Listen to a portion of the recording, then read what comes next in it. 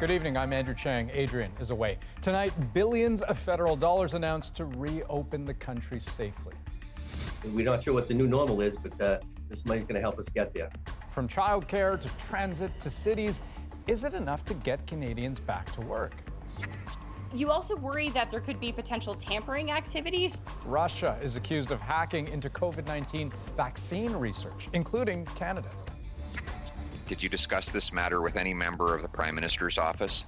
The opposition grills the minister responsible for the We Charity contract. And our national conversation about medical assistance in dying.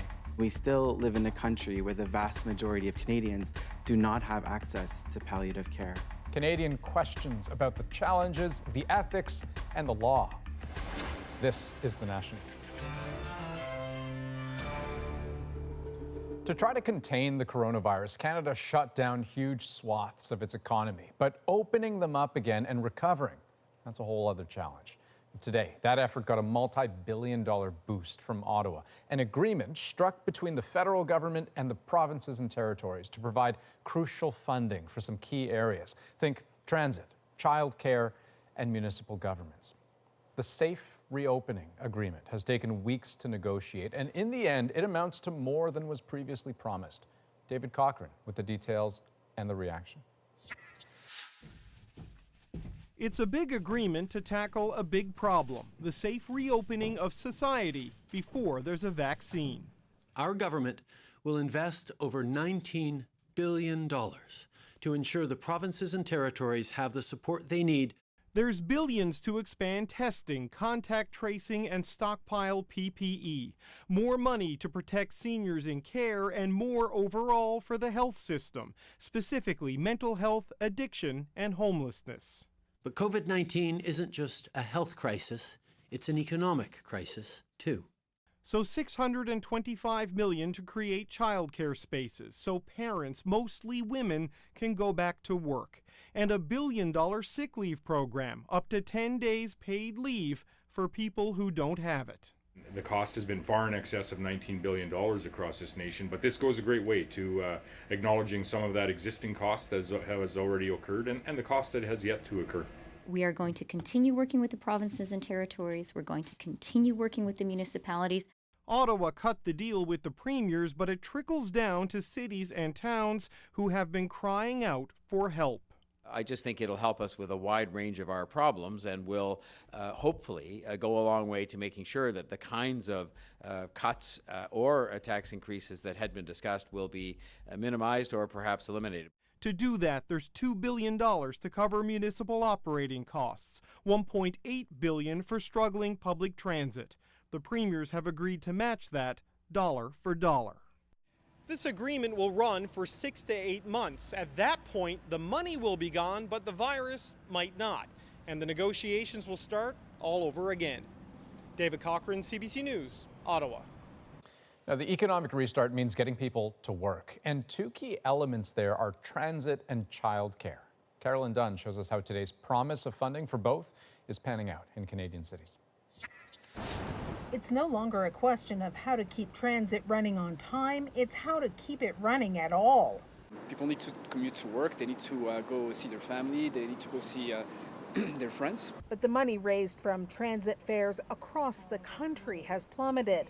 Unemployment and working from home is costing the Toronto Transit Commission hundreds of millions of dollars. So today's announcement helps. I am thrilled with the federal and provincial announcements about the money coming. I'm really looking forward to the details, but it'll help the TTC and the City of Toronto as a whole. We're not sure what the new normal is, but this money's going to help us get there. Passengers can see it's a no-brainer to get the economy back on track. We want people to get back to work, right?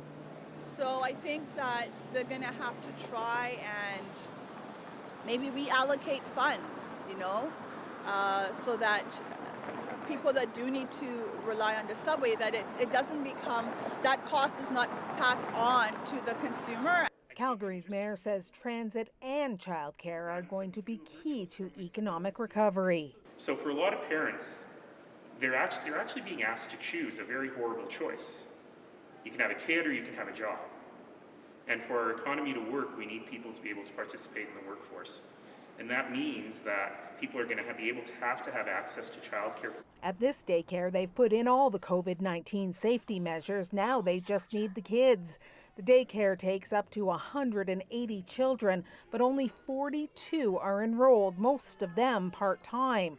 Its director hopes the federal restart money will amount to a per-child subsidy. I think daycares need the most help, because that is the first step to run the economy. First step is like children will go to daycares and then parents can go to work. That's the plan anyway. Now everyone affected will be waiting for the details. Carolyn Dunn, CBC News, Calgary. Quebec has recorded its highest number of COVID-19 cases since late June. 142 new infections were identified today, with at least 45 being tied to recently opened bars in Montreal. People who've gone, and staff too, were urged to get tested, which has led to long lines and a scramble to open new testing facilities. The province says it's not ruling out shutting down bars if numbers continue to rise. This outbreak is a reminder that the virus has not gone away, and once it starts to spread, it can spread quickly. Saskatchewan announced 42 new cases today. That's their highest one-day total yet. 31 connected to a growing outbreak in southern Hutterite communities. Alberta saw 120 new infections today. That's its highest one-day tally in 2.5 months. There's a surge of 70 new cases in Calgary, with several outbreaks linked to spin studios and restaurants. And CBC News has confirmed that the COVID-19 outbreak that triggered a so-called full facility closure at an Edmonton hospital is still growing. Of the now 53 cases at Misericordia Community Hospital, 17 emerged after it closed its doors to new patients last week. Now, there's only one way the threat from COVID-19 truly subsides: a vaccine. Research into that holy grail is highly prized. And now the US, UK, and Canada are openly accusing state-backed hackers of trying to steal it. Christine Birak brings us the case of vaccine espionage, courtesy of Cozy Bear. It's no secret countries spy on each other, but calling it out is rare. In a coordinated statement, Canada, the United States, and the UK blasted Russia, saying hackers have been trying to steal information on the development and testing of COVID-19 vaccines. We're all trying to find a vaccine that both our people and people around the world can benefit from. To have the Russian government engaged in that endeavour, I think needs calling out, and I think the world should know it. Cyber attacks targeting universities and pharmaceutical companies were linked to a group called APT29, or Cozy Bear. Officials say it's almost certainly operating as part of Russian intelligence services. We remain concerned, and not just the Russians targeting it, but other foreign actors as well. Vaccine developers we spoke with say they're aware of the cyber threats and are constantly upgrading their IT systems to guard against them. Intelligence officials wouldn't say whether the hackers were successful or what they were looking for, but security experts have some ideas. It could be a range of activities, everything from just stealing the information to use in their own research. You also worry that there could be potential tampering activities. Russian state television recently reported the country has a vaccine going into stage 3 clinical trials. While there's national pride and lots of money at stake in the vaccine race, there's no way of saying that criminal behavior by the Russians is justified. Some experts say there's also distrust around who will get access. There is honest anxiety of whether a vaccine will be available for everyone. And with the health, economic, and political stakes for the vaccine this high, clearly some nations don't want to rely on the goodwill of others to get a hold of it. Christine Birak, CBC News, Toronto. A federal judge says Canada's spy agency has given funds to known perpetrators of terrorism to gain intelligence and then presented that information in court to get warrants without disclosing it had been illegally obtained. I think clearly there needs to be greater candor. The courts have identified that. The government agreed to order a full review of CSIS activities after the judge's ruling said the agency seemed to have a cavalier attitude toward the rule of law. CSIS Director David Vigneault said Canada's allies commonly pay extremists to obtain vital information. Opposition MPs questioned a Liberal minister today on choosing the We charity to administer a $900 million student grants program, despite its financial ties to relatives of the Prime Minister and the Finance Minister. Were you aware of the family links between the Trudeau family and We and the Morneau family and We? My focus was really on making sure that there was an additional support for young Canadians, for students. That's not the question. And that's the question why was it was part. At $5,000 maximum per position brings us to $100 million. Where does the other $800 million go? Okay, so Vashi Kapelos is host of Power and Politics. Vashi, what caught your attention from today's questioning?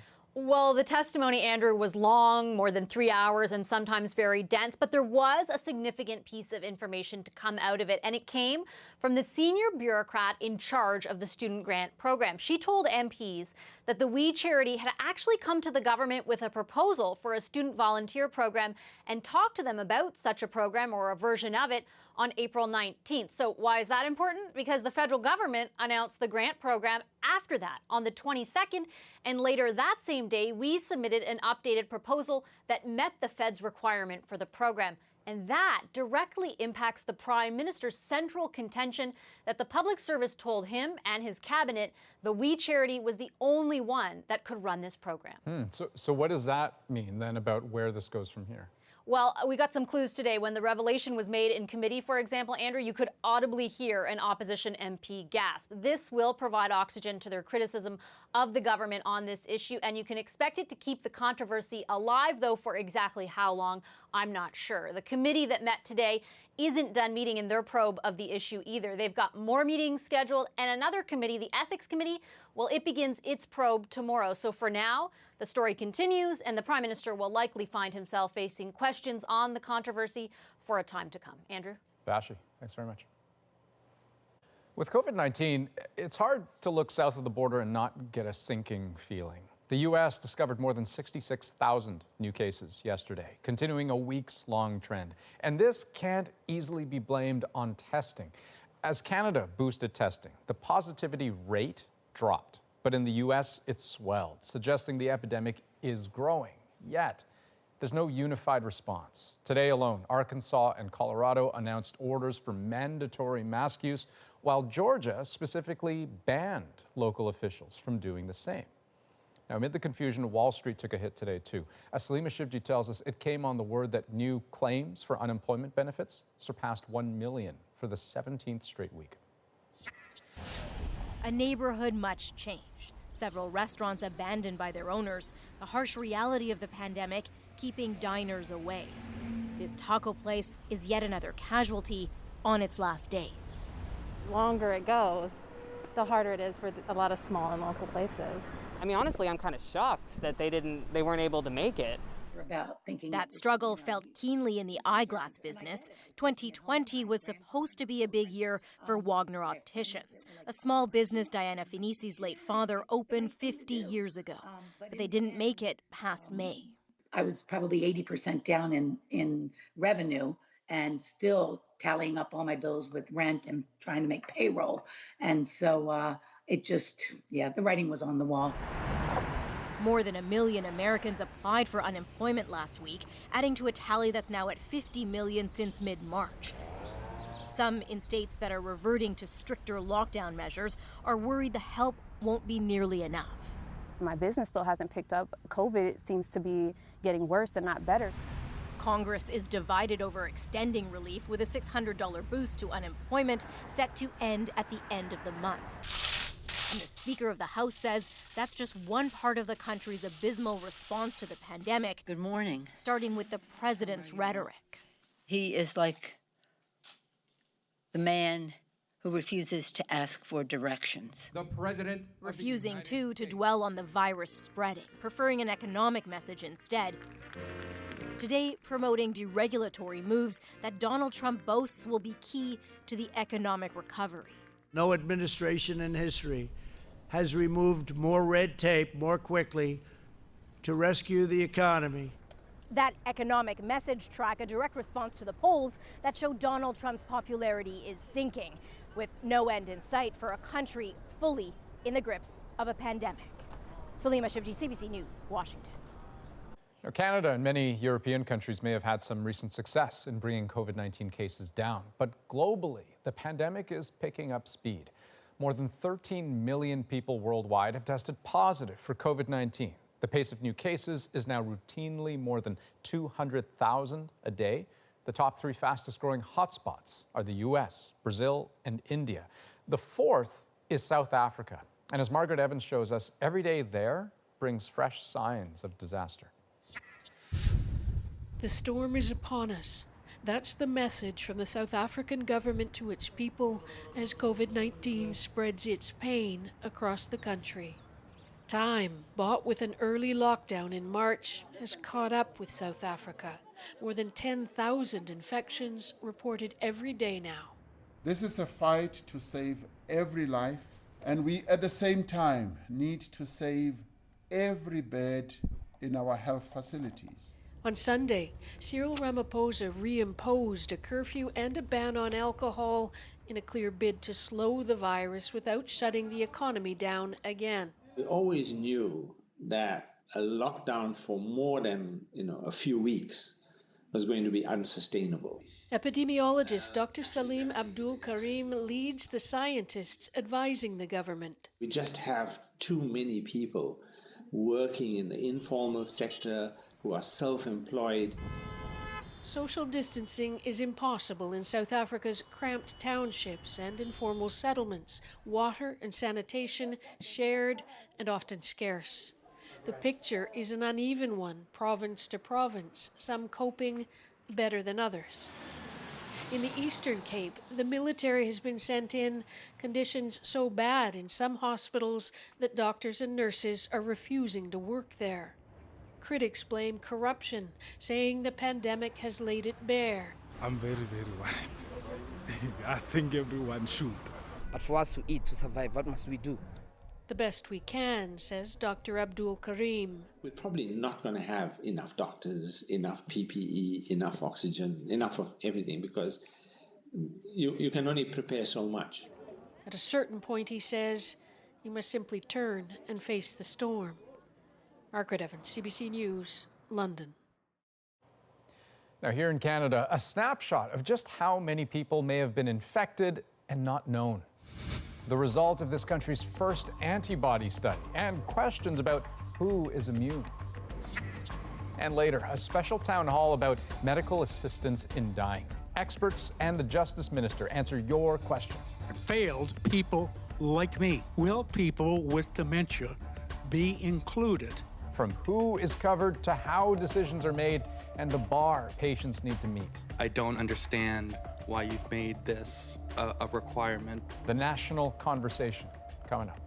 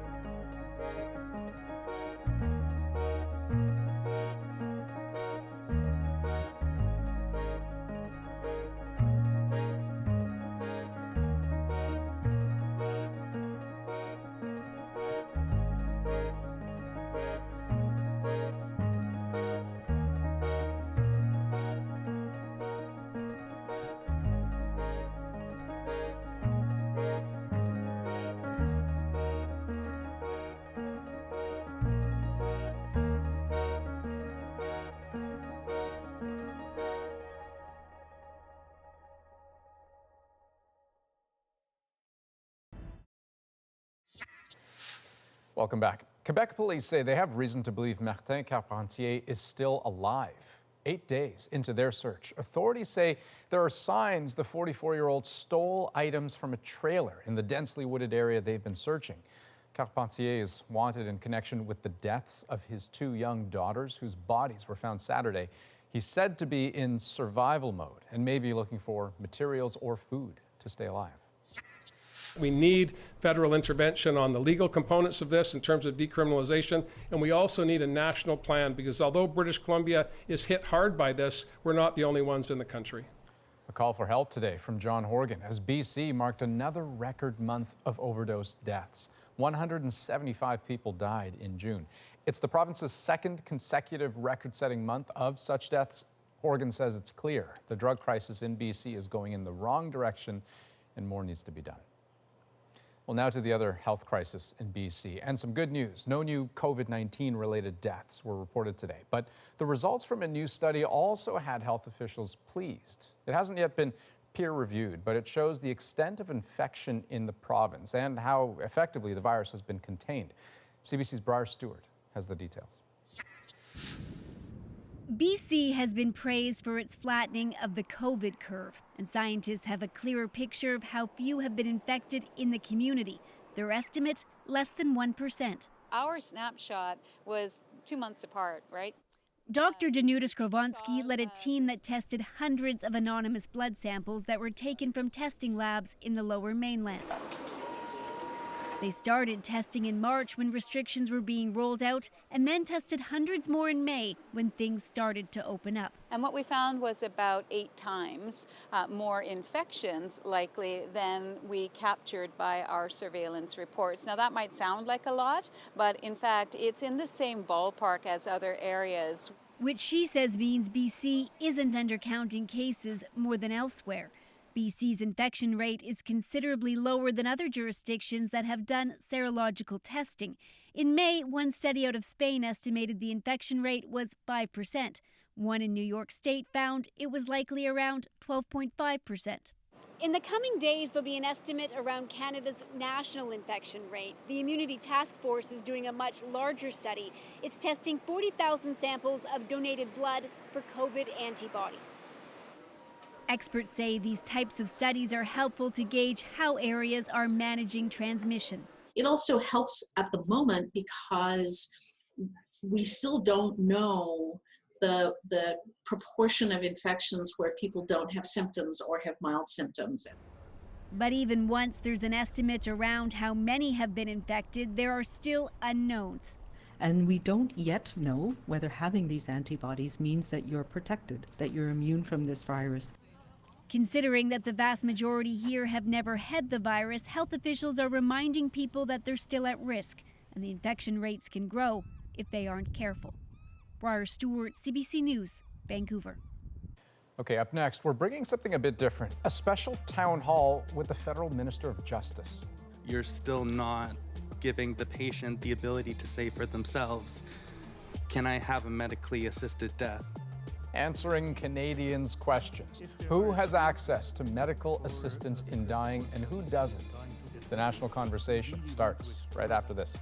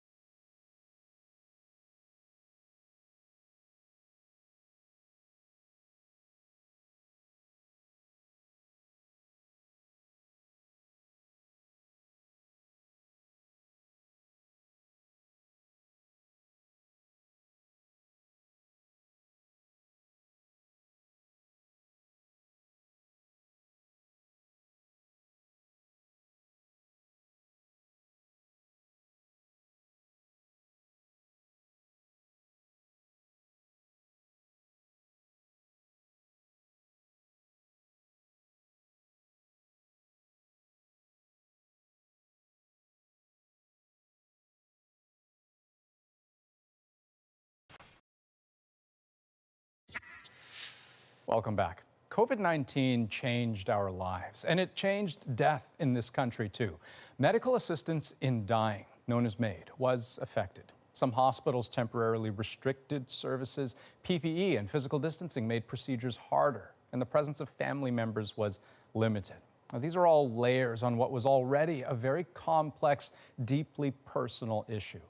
Now, early this year, before the pandemic, we invited a group of Canadians to put their questions to a panel of experts, including the Minister of Justice, David Lametti, about who has access to MAID and who doesn't. Here now is the national conversation. Today I'm feeling angry. Today I'm feeling concerned. Conflicted. Hopeful. This is complicated. In the days and weeks and months before the COVID-19 pandemic hit, another public health discussion was happening in this country, one of life and death, specifically medical assistance in dying, or MAID. In the last 4 years, more than 13,000 people have chosen to end their lives that way, but it affects so many more. When a Quebec court decision forced the federal government to change the law, it launched online consultations back in January, and in 2 weeks, more than 300,000 Canadians responded. Part of what emerged, a list of proposed changes from the government affecting who is eligible and when. We are talking about people who are suffering. To qualify for medical assistance in dying, a person would still need to be suffering from a serious, incurable illness, disease, or disability, but no longer would their death otherwise need to be reasonably foreseeable. And no longer would they always have to give final consent at the moment their life is to end, which was a worry for those who feared they might lose that ability as their illness got worse and worse. We must act responsibly and, most importantly, with compassion. The legislation is now before Parliament, and a full review of the law was scheduled for June. When the pandemic hit, that review moved to December. But still, Canadians continue to have questions. I need to ask this. This is difficult. This is complicated. This is personal. And in March, we put those questions to the experts as part of the national conversation. Joining me today, Federal Justice Minister David Lametti. Trudeau Lemons is a bioethics expert and law professor at the University of Toronto. Dr. Madeleine Lee is a psychiatrist working in end-of-life care. And Susan Desjardins is with Dying with Dignity. That's a patient rights group. Thank you to all of you for being here. Let's get to our first question. Judy, the floor is yours. I watched my mother die a slow, painful death. My brother and I were the power of attorneys, and we were able to stop food, stop water, stop her oxygen, but I couldn't stop her suffering.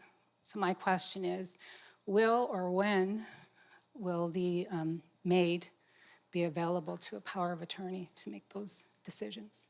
Thank you for the question. I understand what you went through, having gone through a similar thing with my mother. Power of attorney is delegating decision-making, and that's something that we will look at with respect to advance requests in the summer review, and looking at, in particular, situations of cognitive mental decline, like dementia. For the time being, the law focuses on the individual's consent, so the individual making a choice.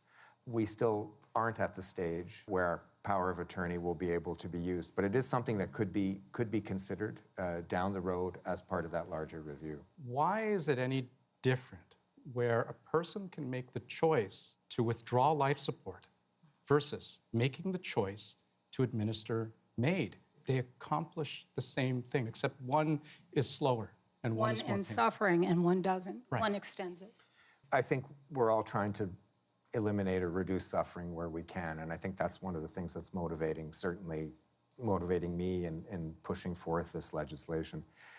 There have been a number of traditional medical doctrines and religious doctrines too that distinguish between withdrawing treatment or withholding treatment under certain circumstances and actually actively doing something to end a person's life. And so these are ethically charged issues. These are, they're complex. And so these are questions we will look at, but they're not easy. They're really not easy. Judy, thanks very much for your question. Appreciate it. Our next question comes from Justine Noel. I want you to have a look at this. Hi, my name is Justine Noel. I'm 29 years old, and I would be looking to access medical assistance in dying at some point in the near future, if I'm approved. I've lived with chronic pain my whole life, but it really got debilitating around 18, at which point the idea of fibromyalgia started getting floated around by doctors. I can't work, I can't have fun, I can't barely leave the house. So far I've had 3 MAID assessments. The first 2 were denials and the third one is pending an official answer. None of them were experts in my condition. I haven't met any fibromyalgia specialists who support MAID for fibro patients. Because the people who spent their whole lives working on this, what they're gonna say is just keep waiting. Just keep waiting for a cure to be invented. But I can't wait for much longer.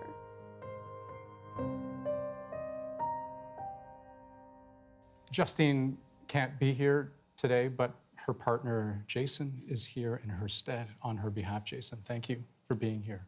Thank you. What's your question? What do you intend to do when there is not a MAID assessor who is an expert in the patient's condition? So thank you, Jason. Thank you, Justine. The question is a good one, and I'm glad you asked it. The expert assessment is not, we're not requiring a specialist. We heard from people in the consultations, particularly from remote communities, that felt this might become a barrier if we required a specialist. So rather, it is somebody with some level of expertise in the condition. You know, there are 2 medical assessors who are looking into the file. Hopefully one of them will have access to a network of people. Again, it doesn't have to be a specialist. Jason, it seems like you want to. Yeah, I'm sorry. I don't want to be rude or interrupt. Yeah. From my perspective, I think the best expert in a patient's condition is the patient.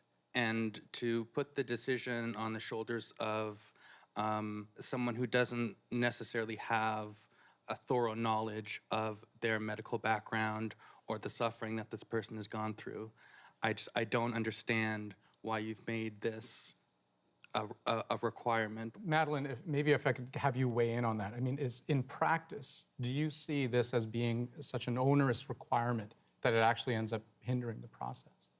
I was glad to have it clarified that it is expertise and not a specialist that's required, because I think that would be onerous and a real barrier if you required a specialist to be a MAID assessor. So for something like fibromyalgia, there isn't even really a specialist that you can name. The fibromyalgia patients often have rheumatologists and psychiatrists and neurologists and pain specialists, you know, multiple doctors involved. So who is the expert in that? Well, my perspective is that with this criteria, even with the proposed amendments, you're still not giving the patient the ability to say for themselves, can I have a medically assisted death? The government is still saying, well, hold up, no, you can't. But there is a reason for that. You have to understand that medical aid in dying is a radical departure from normal treatment. So it means the end of the existence of the person.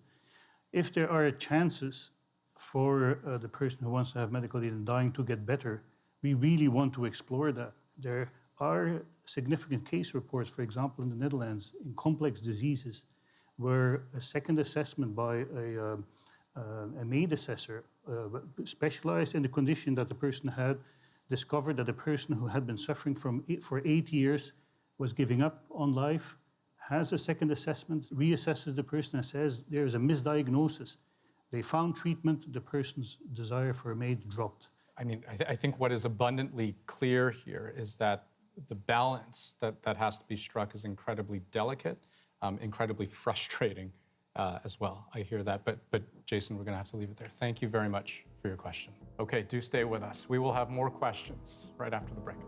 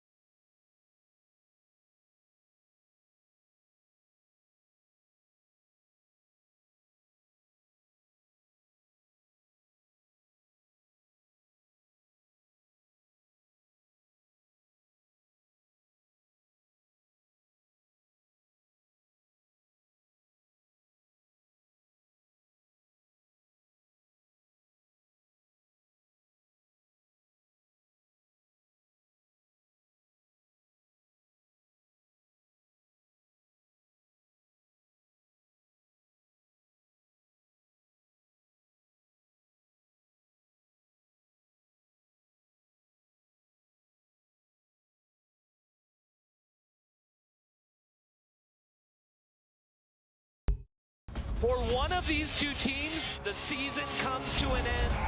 We've been playing Game 7s all year long. The team that stays together is going to win this game. The crowd at the SaskTel Center rises to its feet. I'm Josh Block. Tomorrow on CBC's daily news podcast, Front Burner, Walter Mercado was arguably the most famous astrologer in the world, but then one day he disappeared from public life. A new documentary shares an inside look at what happened. Subscribe wherever you get your podcasts.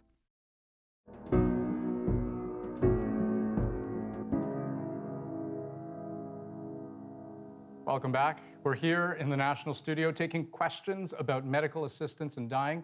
Our next question comes from Ron. Tell them about yourself and what your question is. I'm very pleased. I'm pleased to have this opportunity. It's an extraordinary chance for ordinary people in Canada to talk about a very serious issue. I have dementia.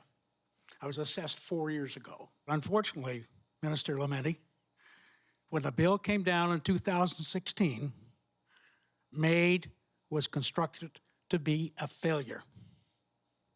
And it failed people like me. Why did we limit or take out any consideration of people with dementia? We have 10 to 15 years in which I can make a decision as to when and how I want to die. Will people with dementia be included in this review we have coming up? In 2016, when the first legislation came out, I was losing my mother to dementia, and so I understand the personal dimension of it. Yes, we were supposed to look at dementia, other forms of cognitive decline in the review. Right, because when you talk about this particular bill, I mean, it's been expressly excluded. I mean, like people for whom their sole underlying medical condition is a mental illness. And a lot of people are asking the question, why?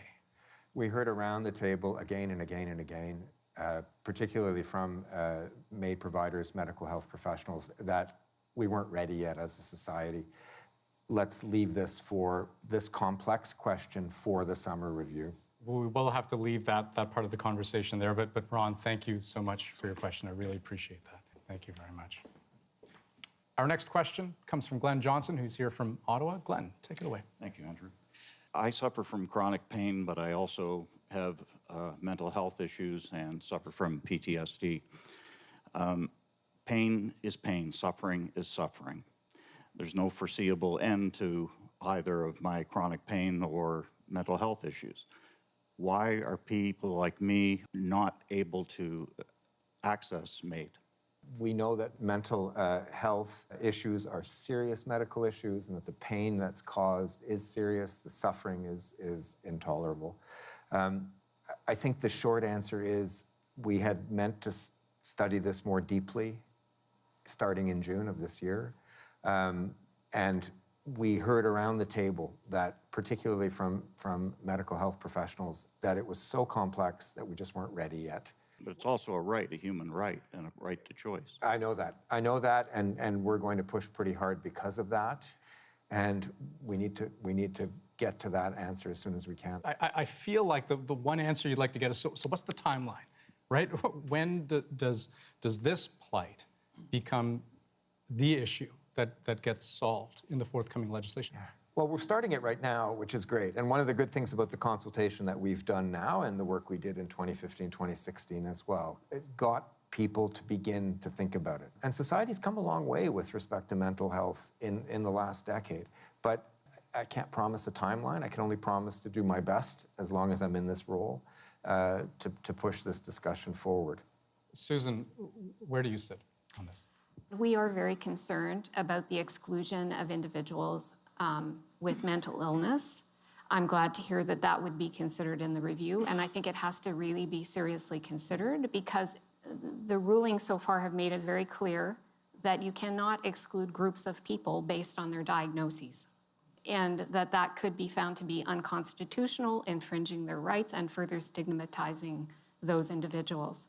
So we really need to hear from individuals with lived experience, and we need to hear from professionals as well to determine how we can do appropriate assessments on a case-by-case basis whatever their pain and suffering and condition may be. Madeline, what is the way forward on this issue? You know, I agree that suffering is suffering and that it contributes to stigmatization to exclude mental illness. But I also agree that it's extraordinarily challenging. How do we know whether a request is a rational request or is it partly driven for irrational motivations? How do we separate suicide from a mental illness from a rational request to die? It's been almost impossible to distinguish because they both have rational and irrational reasons for wanting to die. And what it's taken, I've got several case examples where what it's taken is them accepting treatment for the depression. And after the depression is cleared, it becomes clear to the provider what the basis of the request was. And I've had patients who changed their minds after and patients who didn't change their minds after. That's why we need the research. Glenn, thank you so much for your question. I would like to take this opportunity, of course, just to remind all the folks who are listening to these stories being shared on very difficult subject matter that there is help if you feel that you need someone to talk to. It's out there. You can call or you can text Crisis Services Canada, or you can visit them online. Okay. Our next question comes from Sarah Jama. She's an organizer with the Disability Justice Network of Ontario. Sarah, you've got the mic. Thank you for having me. I want to know, with the removal of the foreseeable death portion of MAID, how we will make sure that this access to MAID won't disproportionately impact Indigenous and racialized communities who feel as though they're not being structurally supported to live fully sustained lives. How are we going to make sure that these communities don't feel pressured to access MAID because they feel like burdens on the state? Thank you, Sarah, for that question. The social determinants of a person's condition are critically important, and we heard that time and time again in the roundtables, including a roundtable specifically aimed at Indigenous people, Indigenous service providers. And so if MAID is going to work, it has to be a choice, an informed choice, and it has to be a choice amongst good alternatives, or at least amongst the least worst alternatives, in the sense that we need to work on the conditions in which people live, so that if they do make the decision to get MAID, it will be because it's the right decision. I still don't really understand how you build into the legislation, build into the MAID infrastructure, some kind of way to mitigate this concern, that in lowering the barriers, you are perhaps opening the door to those who are most vulnerable. And maybe it is those folks who will disproportionately be asking for this. So the International Rapporteur on the Rights of People with Disabilities just issued a report last week in which she stated explicitly, disability, chronic illness should never be a basis for facilitating, in other words, promoting by the state access to premature death. This is actually what the new law will do. And I see, as a scholar, that there are attempts to introduce safeguards in terms of that there has to be a 90-day waiting period, that physicians have to provide information about the available resources, and that they have to look at whether the person has seriously considered alternatives to having their lives ended. 90 days is nothing to turn people's lives with a serious disability or a very chronic illness around. Sarah, thanks so much for that. That was an excellent question. Cheers. Okay, when we come back, more of the national conversation. Do stay with us.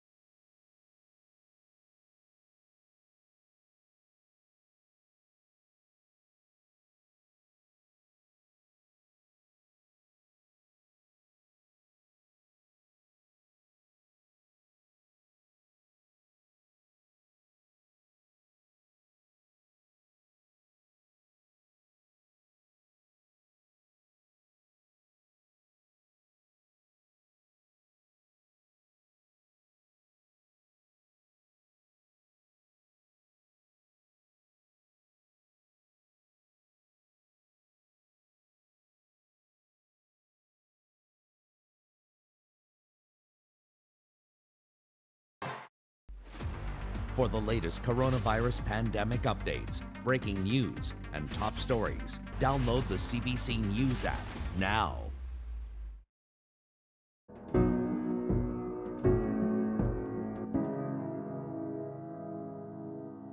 Welcome back. I'm Andrew Chang, and this is the national conversation on medical assistance in dying. Let's get to our next question.